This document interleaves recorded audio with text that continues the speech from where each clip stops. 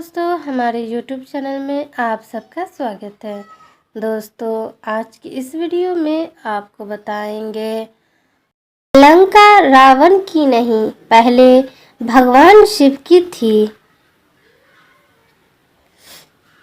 पौराणिक कथा के अनुसार एक समय की बात है, माता पार्वती भगवान शिव शंकर के साथ कैलाश पर्वत पर बैठी हुई थी। तब माता पार्वती के मन में एक विचार आया कि सारे देवी देवता सुंदर महलों में रहते हैं, जबकि मेरे स्वामी तो देवों के देव महादेव है। फिर भी मैं इस कैलाश पर्वत पर रहती हूँ। यहाँ पर ना तो कोई महल है, ना कोई सुख सुविधा है।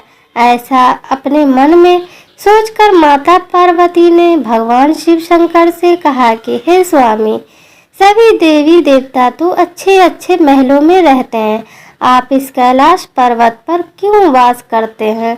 आप भी हमारे लिए एक सुंदर सा भवन बना दीजिए, ताकि हम भी बड़े ही आराम से रह सकेंगे। माता पार्वती जी की बात सुनकर भगवान शिव शंकर थोड़ा सा मुस्कुराए और फिर उन्होंने बिना कुछ कहे समाधि में लीन हो गए। माता पार्वती जी को भगवान शिव शंकर का यह व्यवहार कुछ ठीक नहीं लगा, परंतु माता पार्वती जी बिना कुछ कहे वहां से चली गई। जब भगवान शिव शंकर अपनी समाधि से जागे तो माता पार्वती ने फिर से शिव जी से कहा कि हे स्वामी, मेरा मन में भी दूसरी देवी देवताओं की तरह महल में रहने की इच्छा है, इसलिए आप हमारे लिए एक सुंदर सा भवन बनवा दीजिए। माता पार्वती जी की श्री मुख से ऐसा सुनकर भगवान शिव शंकर ने उनसे कहा, हे महादेवी, महल में रहना हमारे लिए उचित नहीं है। लेकिन माता पार्वती ने शिव जी से कहा, स्वामी, आपको नहीं लगता है कि मैं भी महल में रहना चाहिए? हमारा महल तो स्वर्ग में बने हुए देवराज इंद्र के महल से भी अच्छा और रमणीय होना चाहिए। अब तो हमें महल बना ही लेना चाहिए।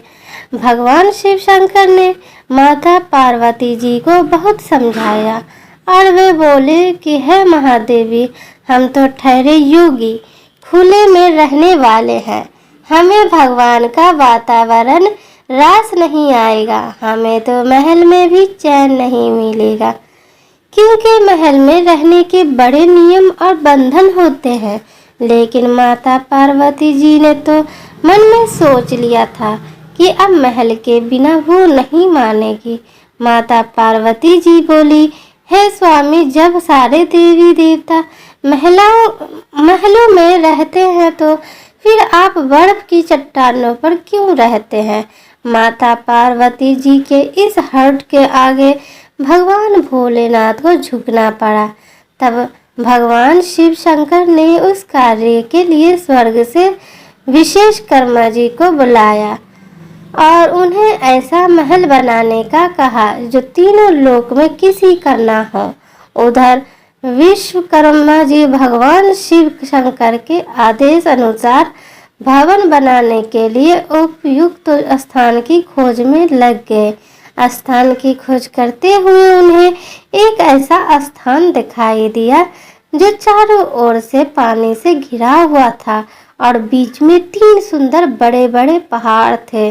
उन पहाड़ों पर तरह तरह के फूल और वनस्पतियों से ढके हुए थे। इस स्थान को देखकर विश्वकर्मा जी ने उसके बारे में माता पार्वती जी को बताया। जब माता पार्वती जी ने उस स्थान के बारे में सुना तो उन्हें खुश होकर भवन बनाने का आदेश दिया। विश्वकर्मा जी ने भवन बनाने की शुरुआत की और अपनी विशिष्ट कला का परिचय देते हुए भवन के साथ साथ वहां पर एक सुंदर नगर का निर्माण भी कर दिया। वह नगर देखने में बहुत सुंदर था। जब उस महल को माता पार्वती ने देखा तो उनकी प्रसन्नता का ठिकाना न रहा। उन्होंने विश्वकर्मा जी को धन्यवाद देते हुए उनकी बहुत प्रसन्नता की। विश्वकर्मा जी ने माता पार्वती और भगवान शिव शंकर को प्रणाम करके अपने लोक को जाने की अनुमति मांगी और अनुमति लेकर वो चले गए। घर बनाने का कार्य तो पूरा हो चुका था। अब माता पार्वती जी ने शिव जी से कहकर गृह प्रवेश का शुभ मुहूर्त निकलवाया। गृह प्रवेश का सारा काम ऋषि विश्वा का सौंप गया। सभी देवता भी उस समारोह में आए हुए थे। जिसने भी उस महल को देखा तो सभी आश्चर्यजनक होकर उसकी प्रसन्नता कर रहे थे। वास्तव में वह भवन बना ही अद्भुत था। गृह प्रवेश विधि के पूर्ण होने के बाद भगवान शिव शंकर ने ऋषि विश्वा को दक्षिणा मांगने को कहा तो ऋषि विश्वा ने मना कर दिया। वे बोले, प्रभु, क्या कोई भक्त अपने भगवान से कुछ लेता है? ऐसा करके तो मैं पाप का भागी बन जाऊंगा। मुझे कोई दक्षिणा नहीं चाहिए। यह कहकर ऋषि विश्वा जाने लगे तो भगवान शिव ने कहा, ऋषिवर, आपको दक्षिणा तो लेनी ही पड़ेगी। जब तक आचार्य को दक्षिणा न दी जाए तब तक कोई शुभ कार्य पूरा नहीं होता। भगवान शिव की माया से ऋषि विश्वा का मन उस बने हुए नए नगर पर आ गया। बार बार आग्रह करने पर उन्होंने दक्षिण के स्वरूप उन्होंने उस भवन सहित उस नगर को ही मांग लिया। ब्राह्मण को दक्षिणा के रूप में उसके मुंह मांगी वस्तु दी जाती है। इसलिए भगवान शिव जी ने उस लंका को ऋषि विश्वा को दान कर दिया।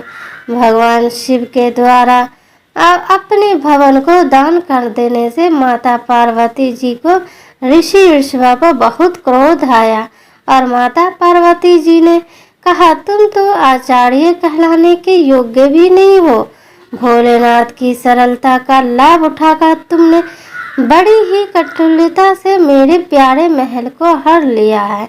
इसके लिए मैं तुम्हें श्राप देती हूँ कि भगवान शिव शंकर का अंश ही एक दिन इस महल और इस नगर को जलाकर राख कर देगा। उसके साथ ही तुम्हारे कुल का विनाश आरंभ हो जाएगा। धार्मिक ग्रंथों के अनुसार ऋषि विश्वा ने उस लंका को अपने पुत्र कुबेर को दे दिया, लेकिन कुबेर को निकालकर लंका पर रावण ने अपना अधिकार कर लिया। माता पार्वती जी के श्राप के कारण शिव जी के अंश हनुमान जी ने लंका जलाई और ऋषि विश्वा के पुत्र रावण, कुंभकर्ण और समूल कुल का विनाश हुआ। मर्यादा पुरुषोत्तम भगवान श्री राम की शरण में होने से विभीषण बच गए थे। वीडियो अगर पसंद आया हो तो वीडियो को लाइक और चैनल को सब्सक्राइब करें और अपने दोस्तों के साथ शेयर करें। दोस्तों, अगले वीडियो में फिर मिलते हैं।